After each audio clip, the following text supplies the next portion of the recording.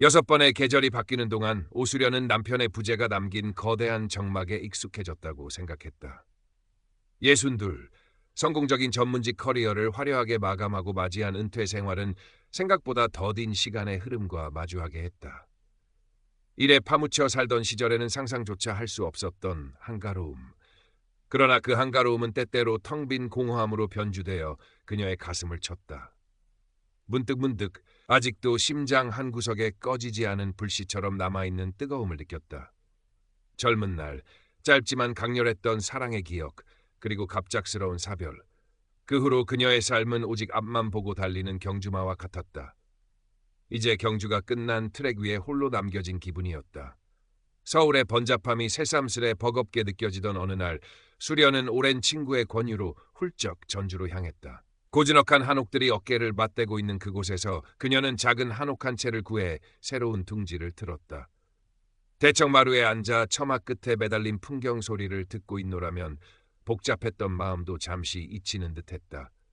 하지만 그것도 잠시, 다시금 밀려오는 무료함은 어쩔 수 없었다. 무언가 새로운 활력이 필요했다. 그러던 중 동네 게시판에서 우연히 발견한 시민문화센터 민화 강좌, 안내문이 그녀의 눈길을 사로잡았다. 민화라? 어릴 적 할머니 방에 걸려있던 화조도가 떠올랐다. 섬세한 셔츠나 스카프를 고르는데 일가견이 있었지만 직접 붓을 잡고 그림을 그려본 적은 없었다. 어쩐지 가슴이 두근거렸다. 오랜만에 느껴보는 종류의 설렘이었다. 첫 수업날 수련은 조금 일찍 문화센터에 도착했다. 이미 몇몇 수강생들이 자리를 잡고 앉아 있었다. 대부분 비슷한 연배의 여성들이었지만 간혹 젊은 사람들도 눈에 띄었다. 어색함과 기대감이 뒤섞인 묘한 긴장감 속에서 그녀는 빈자리를 찾아 앉았다. 강사가 들어오고 수업이 시작되었다. 화선지 위에 먹으로 선을 긋는 것부터가 쉽지 않았다. 집중하려 애쓰던 그때 그만 팔꿈치로 옆 사람의 화선지를 건드려 먹물이 번지고 말았다. 어머, 죄송합니다. 제가 미쳐. 수련이 당황하며 고개를 돌렸을 때 그곳에는 차분하고 지적인 인상의 남자가 앉아 있었다. 희끗희끗한 머리칼, 안경 너머로 보이는 온화한 눈빛. 60 중반쯤 되어 보이는 그는 살짝 미소를 지으며 괜찮다고 손짓했다. 괜찮습니다. 그림이라는 게 다 그런 것 아니겠습니까? 뜻대로만 되면 재미없지요. 그의 나지막한 목소리가 왠지 모르게 수련의 긴장을 풀어주었다. 그가 바로 강지후였다. 은퇴한 교사라고 자신을 소개한 그는 민화에 대한 조예가 깊어 보였다. 수련은 그의 차분함과 그림에 대한 해박함에, 지우는 수련의 솔직하고 꾸밈 없는 모습, 그리고 어딘지 모르게 생기 넘치는 에너지에 호감을 느꼈다. 어색했던 첫 만남은 그렇게 먹물 자국과 함께 시작되었다. 수업이 끝난 후 먼저 말을 건넨 것은 지후였다. 혹시 시간 괜찮으시면 근처 찻집에서 차 한잔 하시겠습니까? 오늘 번진 먹물 이야기도 좀 더 나누고요. 수련은 잠시 망설였지만 이내 그의 제안을 받아들였다. 어쩌면 이것이 새로운 시작이 될 수도 있겠다는 예감이 들었다. 민화 수업은 수련과 지후를 이어주는 끈이 되었다. 일주일에 2번 있는 수업 시간 외에도 두 사람은 자연스럽게 만남을 이어갔다. 수업이 끝나면 을에 함께 한옥마을 어귀의 작은 찻집으로 향했다. 찻잔의 온기가 손으로 전해질 즈음이면 두 사람 사이에는 편안한 대화가 꽃을 피웠다. 수련은 젊은 시절의 꿈과 열정, 그리고 은퇴 후 느끼는 삶의 단상들을 솔직하게 털어놓았다. 지우는 그런 수련의 이야기를 묵묵히 들어주며 때로는 깊이 있는 조언을, 때로는 따뜻한 공감을 건넸다. 그는 자신의 교직 생활 이야기, 문학과 예술에 대한 깊은 사랑, 그리고 아내와 사별한 후 홀로 지내온 시간들에 대해 담담하게 이야기했다. 수련은 지후의 박식함과 사려 깊음에 점점 더 빠져들었고, 지후 역시 수련의 꾸밈없는 솔직함과 삶에 대한 긍정적인 에너지에서 새로운 활력을 느끼는 듯했다. 주말이면 두 사람은 전주 시내를 함께 거닐었다. 경기 전에 돌담길을 따라 걷기도 하고 덕진공원의 연못가를 거닐며 계절의 변화를 만끽하기도 했다. 지우는 수련을 데리고 숨겨진 맛집이나 오래된 서점으로 안내했고, 수련은 그런 지후의 세심함에 감동했다. 잊고 지냈던 설렘이 다시금 그녀의 심장을 뛰게 했다. 거울 앞에 서면 어느새 입가에 희미한 미소가 떠오르는 자신을 발견하곤 했다. 마치 20살 처녀처럼 새로운 사랑 앞에서 가슴 뛰는 자신을 보며 수련은 잃어버렸던 여성으로서의 자신감을 조금씩 되찾아갔다. 관계가 깊어지면서 두 사람 사이에 육체적인 교감이 생겨난 것은 어쩌면 당연한 수순이었다. 어느 늦은 봄날 저녁, 지후의 집에서 함께 와인을 마시던 밤이었다. 창밖으로 스며드는 달빛과 은은한 음악, 그리고 서로를 향한 뜨거운 눈빛. 수련은 자신의 내면에 잠자고 있던 강렬한 욕망을 숨기지 않았다. 그녀는 사랑에 있어서만큼은 언제나 솔직하고 적극적이었다. 지우 역시 처음에는 수련의 그런 열정에 기꺼이 응하며 오랜만에 느끼는 충만함과 행복감에 젖어들었다. 마치 마른 가지에 봄비가 내리듯 그의 삶에도 새로운 생기가 돌기 시작했다.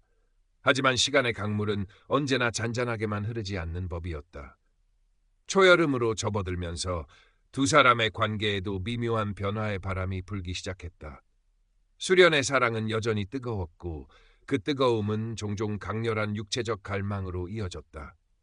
그녀에게 있어 육체적 합일은 사랑을 확인하는 가장 확실한 방법이자 살아있음을 느끼게 하는 생생한 증거였다. 그러나 지우에게 사랑은 조금 다른 빛깔을 띠고 있었다. 그에게 사랑은 함께 차를 마시며 나누는 깊은 대화, 조용히 손을 잡고 함께 걷는 산책길, 서로의 눈빛 속에서 발견하는 이해와 공감 속에 더 크게 존재했다. 수련의 빈번하고 적극적인 성적 요구는 그에게 점차 심리적, 육체적 부담감으로 다가오기 시작했다. 어느 날 저녁, 수련은 지우를 위해 특별한 저녁 식사를 준비했다. 향긋한 와인과 촛불, 그리고 그녀가 가장 아끼는 실크 원피스. 모든 것이 완벽해 보였다. 하지만 그날따라 지우는 유난히 피곤해 보였고 수련의 기대와는 달리 일찍 잠자리에 들고 싶어 했다. 수련의 얼굴에 실망감이 스쳐 지나갔다. 우리 아직 젊잖아요? 안 그래요, 지우 씨? 수련의 목소리에는 애써 감춘 서운함이 묻어났다. 지우는 그런 수련의 마음을 모르는 바 아니었지만 그저 옅게 웃으며 그녀의 어깨를 다독일 뿐이었다. 그 웃음의 의미를 수련은 알 수 없었다. 그날 밤 수련은 잠 못 이루고 뒤척였다. 혹시 자신의 매력이 부족한 것은 아닐까? 아니면 그가 자신에게 실증을 느끼기 시작한 것은 아닐까? 불안감은 꼬리에 꼬리를 물고 이어졌다. 그 후로 지후는 수련의 적극적인 스킨십이나 성적 요구에 때로는 피곤함을 직접적으로 내비치거나 완곡하지만 분명하게 거절하는 모습을 보이기 시작했다. 그럴 때마다 수련의 마음속에는 작은 상처들이 생겨났다. 그녀는 지후의 마음을 되돌리고 식어가는 듯한 관계의 열정을 되살리기 위해 더욱 적극적으로 다가서려 애썼다. 하지만 그녀의 노력은 오히려 지후에게 보이지 않는 압박감으로 작용했고 두 사람 사이에는 투명하지만 단단한 벽이 생겨나는 듯했다. 대화는 점차 피상적인 안부나 일상적인 이야기로 채워졌다. 한때 서로의 속마음을 거침없이 나누던 깊이 있는 대화는 사라지고 그 자리에는 어색한 침묵이 흐르곤 했다. 어느 날 수련은 지후의 서재에서 책을 찾다가 우연히 낡은 앨범 하나를 발견했다. 그 안에는 지후가 젊은 시절 그의 아내와 함께 찍은 사진들이 가득했다. 사진 속 안에는 온화하고 지적인 미소를 띠고 있었고 두 사람의 모습은 더없이 평온하고 안정적으로 보였다. 수련은 자신과는 다른 조용하고 깊은 유대감으로 이어진 듯한 그들의 관계 앞에서 설명할 수 없는 질투심과 함께 묘한 패배감을 느꼈다. 나는 왜 늘 이렇게 뜨겁기만 할까? 왜 잔잔한 행복에는 만족하지 못하는 걸까? 가을의 문턱에서 수련은 지우에게 함께 짧은 여행을 가자고 제안했다. 어쩌면 새로운 환경 속에서라면 두 사람의 관계도 다시 예전처럼 뜨거워질 수 있지 않을까 하는 신락 같은 기대감 때문이었다. 지우는 잠시 생각에 잠기는 듯했지만 이내 고개를 끄덕였다. 그 역시 이 여행이 서로의 관계를 되돌아보고 그동안 하지 못했던 솔직한 대화를 나눌 수 있는 기회가 될 것이라고 생각했다. 여행지는 고즈넉한 산사였다. 템플스테이를 겸한 1박 2일의 짧은 여정. 울긋불긋 물들기 시작한 단풍잎들이 바람에 흩날리고 산사의 고요한 풍경 속에서 두 사람은 잠시 서로의 마음속에 쌓여있던 갈등을 잊은 듯 평화로운 시간을 보냈다. 함께 새벽 예불에 참석하고 스님과 차담을 나누고 사찰 주변의 우솔길을 나란히 걸었다. 수련은 이 평화로운 시간이 영원히 계속되기를 바랐다. 그날 밤 각자의 방으로 돌아가기 전 수련은 지후의 방에 잠시 들렀다. 창밖으로는 휘영청 밝은 달이 떠 있었고 풀벌레 소리가 정막을 채우고 있었다. 수련은 여행의 로맨틱한 분위기와 그동안 애써 눌러왔던 불안감을 해소하려는 듯 어느 때보다 열정적으로 지후에게 다가섰다. 그녀의 눈빛은 뜨겁게 타오르고 있었고 숨결은 가빴다. 하지만 지후는 그런 수련의 모습에서 사랑의 깊이보다는 채워지지 않는 갈망과 어딘지 모를 조급함을 느꼈다. 그는 더 이상 이 감정의 소용돌이를 외면할 수 없다고 생각했다. 지우는 수련의 뜨거운 손길을 부드럽지만 단호하게 잡으며 그녀의 행동을 멈추게 했다. 수련의 눈빛이 순간 의아함으로 흔들렸다. 지우는 심호흡을 한번 하고 낮은 목소리로 하지만 흔들림 없이 자신의 진심을 전하기 시작했다. 수련 씨, 나는 당신을 정말 아끼고 존경합니다. 당신과 함께하는 시간들이 내게 얼마나 큰 기쁨인지 당신은 아마 모를 겁니다. 당신은 내 삶에 정말 오랜만에 찾아온 햇살 같은 사람이었어요. 그의 목소리는 진실했지만 어딘지 모르게 슬픔이 배어 있었다. 하지만 수련 씨, 나는 당신이 원하는 만큼 그렇게 뜨거운 사람이 되지 못할 것 같습니다. 내게 사랑은 당신과 함께 이 조용한 찻집에서 차를 마시며 조용히 이야기를 나누고 저녁 노을을 함께 바라보며 손을 잡고 걷는 것, 그런 잔잔한 순간들 속에 더 크게 존재합니다. 당신의 그 열정은 정말 아름답고 눈부시지만 때로는 내가 감당하기에는 조금 벅찹니다. 그는 잠시 발을 멈추었다가 어렵게 다시 입을 열었다.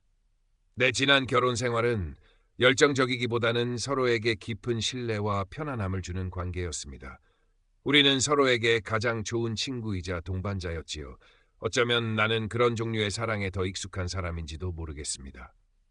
수련은 지후의 말 한마디 한마디가 비수처럼 가슴에 꽂히는 것을 느꼈다. 심장이 차갑게 내려앉는 듯한 충격과 함께 깊은 슬픔이 밀려왔다. 약간의 분노도 치밀어 올랐다. 결국 당신도 다른 남자들과 똑같았던 거야. 나의 이 뜨거움을 감당하지 못하는.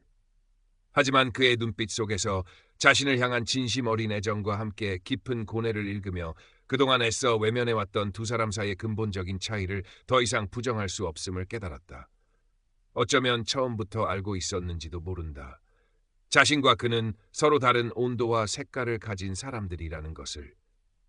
그 밤, 두 사람은 더 이상 아무 말도 하지 않았다. 창밖의 달빛만이 두 사람의 침묵을 무겁게 지켜보고 있었다. 여행에서 돌아온 후 수련과 지후는 한동안 서로에게 연락하지 않았다. 수련은 마치 깊은 물속에 가라앉은 것처럼 무기력감에 휩싸였다.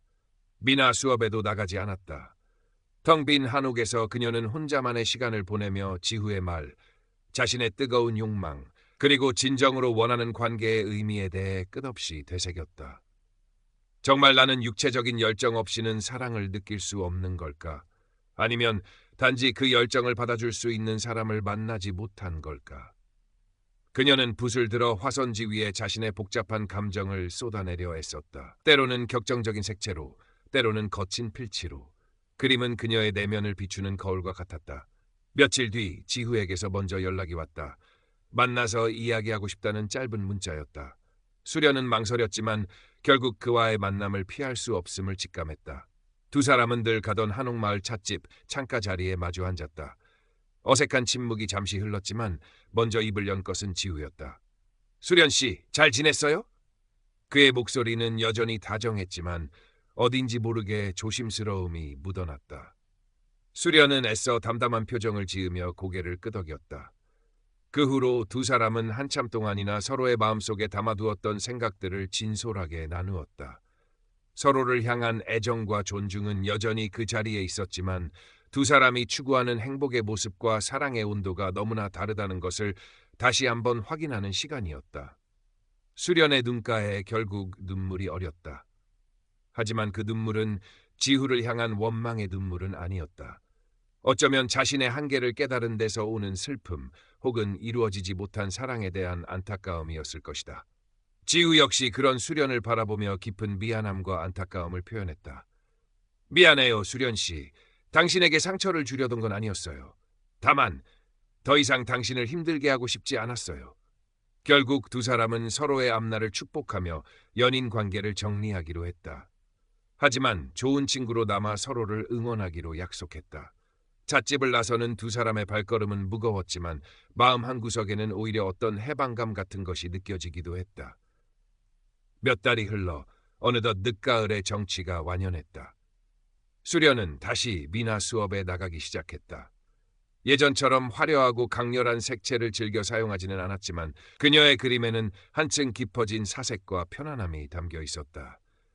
주변 사람들은 수련의 분위기가 예전보다 차분해지고 성숙해졌다고 이야기했다. 그녀는 더 이상 타인과의 관계에서 조급해하지 않았고 서로의 다름을 존중하는 법을 조금씩 배워가고 있었다. 어느 주말 오후 수련은 홀로 한옥마을을 산책하고 있었다. 낙엽이 발길에 채이는 소리가 정겹게 들려왔다. 그때 저만치 앞에서 익숙한 뒷모습이 눈에 들어왔다. 강지후였다. 그는 잠시 걸음을 멈추고 길가에 핀 들국화를 바라보고 있었다. 수련은 잠시 망설였지만 이내 그에게로 다가갔다. 지후 씨, 오랜만이에요. 지우는 뒤를 돌아보며 수련을 발견하고는 환하게 미소 지었다.